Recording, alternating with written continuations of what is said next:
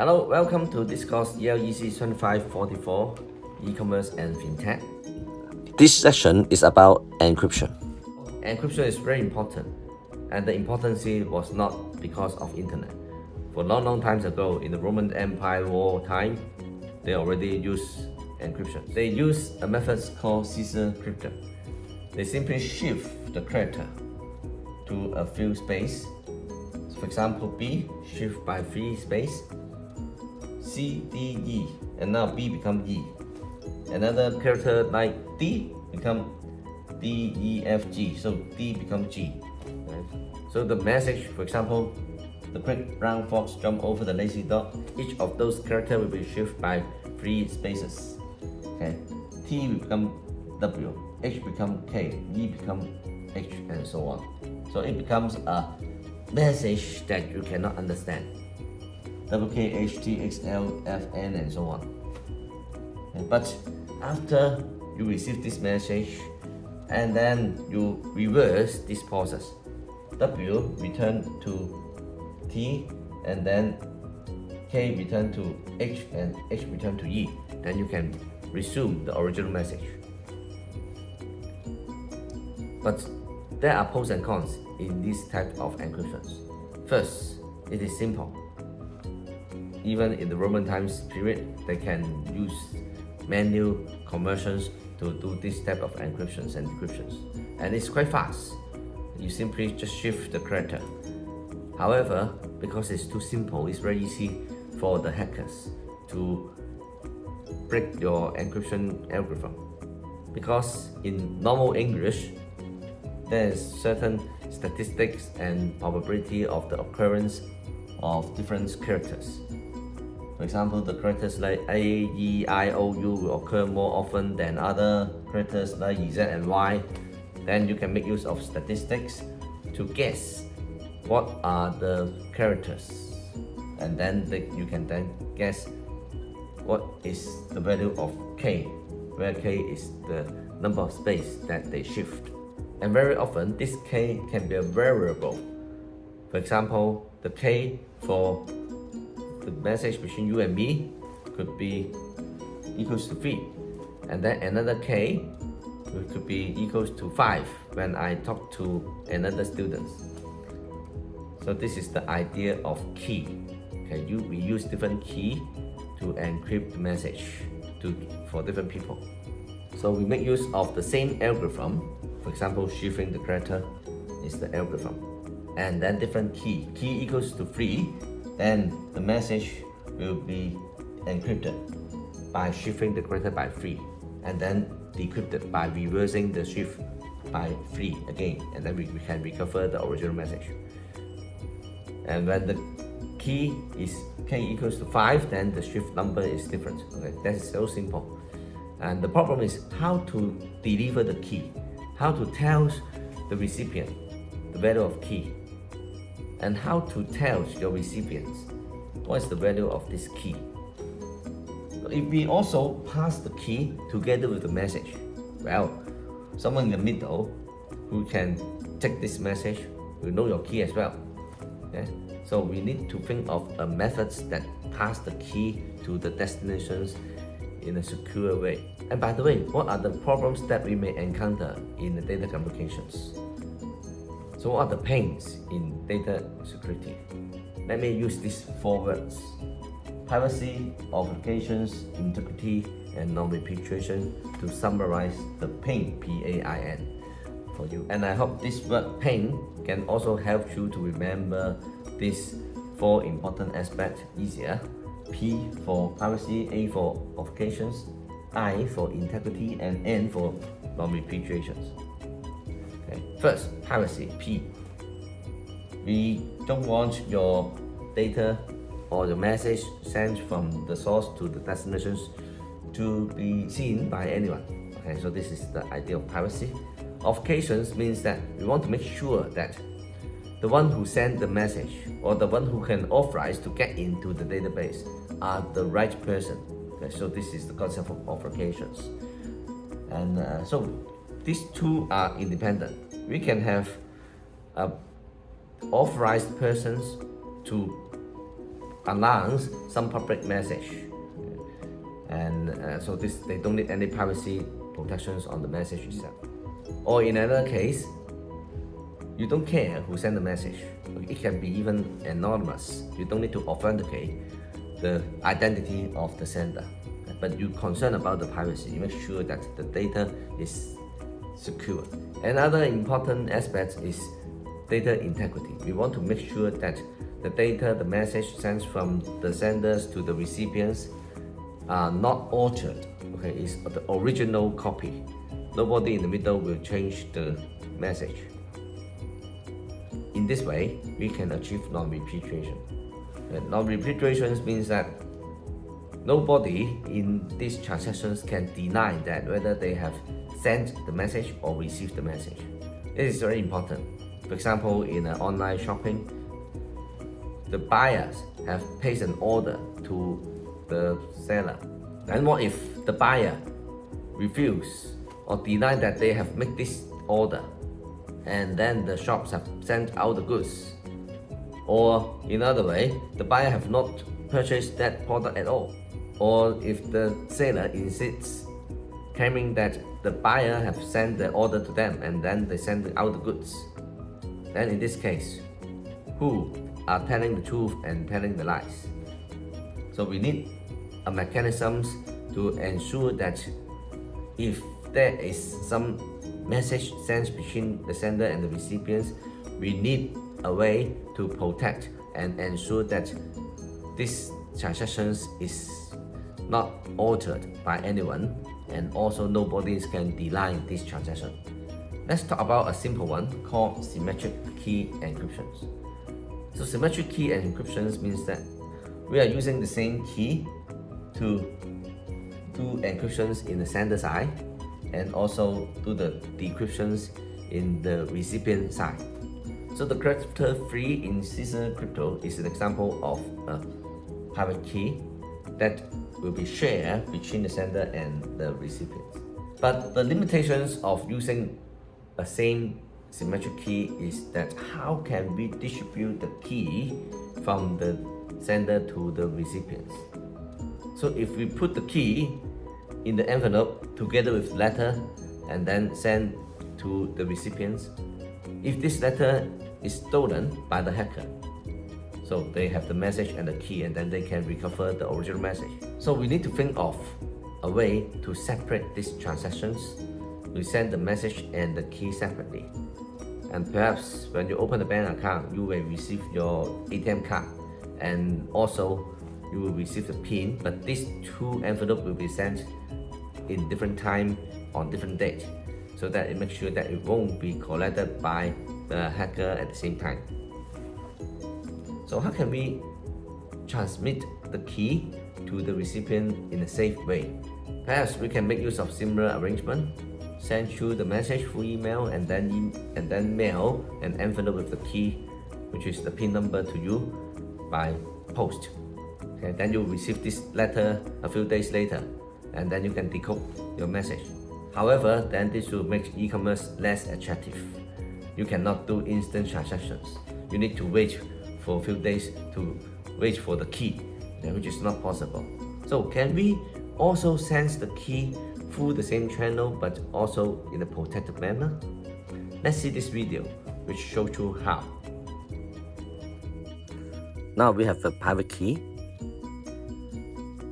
We put this private key in a tennis ball,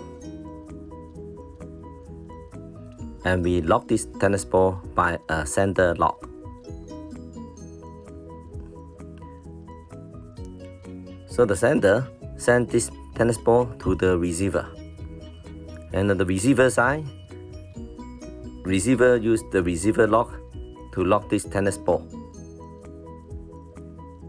and pass back to the sender. And the sender can use its own sender key to open the sender lock and pass it back to the receiver. And the receiver can then use the receiver lock to open the tennis ball and then get the private key.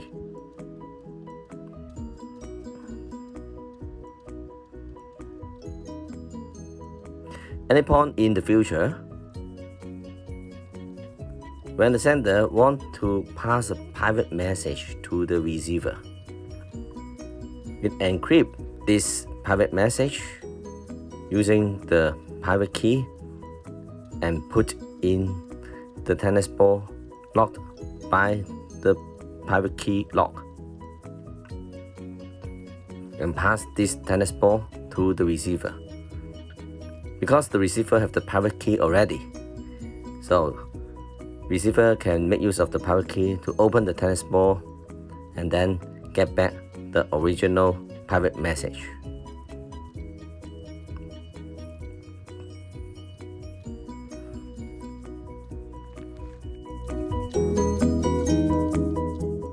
Another more sophisticated way to do encryptions is by asymmetric key encryptions. Asymmetric means two different keys. So there's a key called the private key, which is available to everyone. Everyone can get your key. Another is the private key, and only you can hold this key. And with these two different keys, then we can achieve privacy and authentications together. In the encryption mode, for example, if I want to send a private message to you, so I will check your private key in the internet and then make use of that private key to encrypt my message. And then through the internet, send to you, you use your own private key to decrypt the message. Now, because you are the only one in the world who hold this private key that can decrypt the message encrypted by your own private key, so you will be the only one who can read the message. This is what we call the encryption mode. And for the authentication mode, so this time I want to send you a message to make sure that this is sent from Dr. Fogg and not from anybody else. Then I will use my own private key to encrypt this message and then send to the whole class. Then the whole class can check my private key available in the internet and make use of it to decrypt the message. Because this private key can decrypt the message encrypted by my private key. So you can make sure that this message is really sent from me. Okay? So by using asymmetric encryptions, we can solve the problem of using the same key held by the sender and recipients to encrypt and decrypt the same message. Because if we are holding the same key, then both persons can open the safe. So two persons holding the same key to look after the safe is not good enough, because if something is missing in the safe, who should we bring? So if two persons hold the same key and look after the safe, if there's anything missing in the safe, who should we bring? Then I will say, no, you are the one who take away the money in the safe. And then you will say, I am the one who take away the money. Okay, there's no way to prove who opened the safe if both of us hold the same key. Therefore, asymmetric key encryptions is much safer because different people are holding different key, and then we can find out who really make the modifications, and we can achieve non-repudiations to make sure that no one can deny the transactions. However, this type of asymmetric key encryptions will take longer time. The processing power of the device are more demanding. And therefore, if we want to encrypt a bulk key message, we can take the advantages of these both encryption method, the symmetric encryption method and asymmetric encryptions. First, you make use of the asymmetric encryption methods. Use your private key to encrypt a symmetric key. The size of the symmetric key is much smaller, talk about hundreds or thousands of bits. And then once you send this encrypted key to the recipient make use of the private key of you to decrypt it, so that they can make sure that this asymmetric key is really sent from the sender. And then with this symmetric key, you can use it to encrypt a bulk text. Because they are using symmetric encryptions, the speed will be much faster. Even though the size is large, then it won't take too long compared with using asymmetric key encryption. And we can also make use of these methods to do digital signature. Digital signatures means authentications, means that when I send you a message, I need to tag Wilton fork at the bottom of my letter, or even sign on the paper with my signature to make sure that this is the announcement, the letters that really sent from me. So if I want to send you a message with my signature, I can encrypt the message with my own private key, okay, and then you get a digital signature. So with the original message together with the digital signature, both document, both file will send to you. So you will get the original message anyway. And then you can decrypt your digital signature using my public key. Because this digital signature is encrypted by my private key, and it can be only decrypted by my public key. Then we can verify whether the decrypted versions is exactly the same with the original message. If yes, then this is the message signed by me, and you can trust that this is the real letter. And in email, there are some functions that you can take these options in the security tab in your email setting. You can click either to encrypt the content, or you sign the content, or both.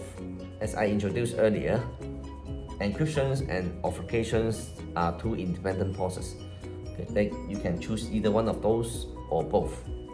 So if you have chosen digital sign, so in other words, your data, your message will be signed by your own private key, and then you can achieve non-repudiations.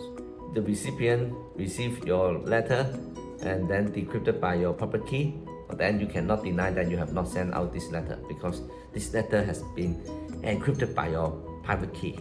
So the key is only known to the intended recipient. If it can be decrypted successfully, then the message will be considered as authenticated or free from modifications. So if you want to encrypt this message and get the digital signature, what if the message is a long file with 100 megabytes or even gigabyte? Then the digital signature file will be the same size, and it is very wasted in terms of the bandwidth and transmission time. Then we can make use of the hash functions, which is the functions that can convert a long file into a smaller fixed length file, and each of those files could be talking about a few hundred bits only, and this is a one-way process. A large file will then be reduced to a very small file, and you can just sign on this small file instead of the whole long file. You may have encountered using hash functions in your daily life. For example, the Hong Kong ID card chat digit is the hash function. So you convert your ID number and then find the chat digit. So this is the one-way process. You can also go to this website to enter a paragraph in the input text and then select your hash functions algorithm, and it can help to generate your hash value. So once your long message can convert into a short hash functions, and then you encrypt this hash message instead of the long message and get your digital signature. So in the recipient side, you also hash the original message to get the hash functions. Now you decrypt the digital signature, and you will suppose get back the original hash function. Then you compare whether these two hash functions are the same or not. If they're the same, then it means that these two hash functions are identical, which means that these two messages, the original message and the received message, can generate the same hash functions, and therefore they are the same message without any changes. Because if you change any characters in the middle of these transactions, in the recipient message, the hash functions will not match with the original hash functions. Okay, so can achieve the purpose of digital signatures and authentications. Okay, so let's have a challenge. What if I want to send a large file to you, and this large file has to be sent to you with privacy and also authentications? You need to make sure that this is sent from me, and I need to make sure that nobody else could receive this message. But this file is large. I also want a quick computation time. How can we mix all those technologies together to achieve this goal? It can be achieved by the following diagram. The original message will be hashed, and then you get the hash code. Now you want to send this message to the recipient and telling the recipient that this is sent from you. So you need to use your own private key to sign on this hash code. And the original message has to be encrypted by a session key, because using session key or a symmetric key to do the encryption is much faster than using a asymmetric key. So we choose to use a session key to sign on your original message so that it will be encrypted at a much faster time. So we have the encrypted message using the session key, and also the hash functions encrypted by your private key, which can achieve authentications. And how about privacy? In order to make sure that the recipient can receive this session key, you use the public key of the recipient, B, to encrypt this session key, so that the recipient will be the only one who can decrypt this session key. Okay? So once you combine these three messages, you put three messages in an envelope and send it out.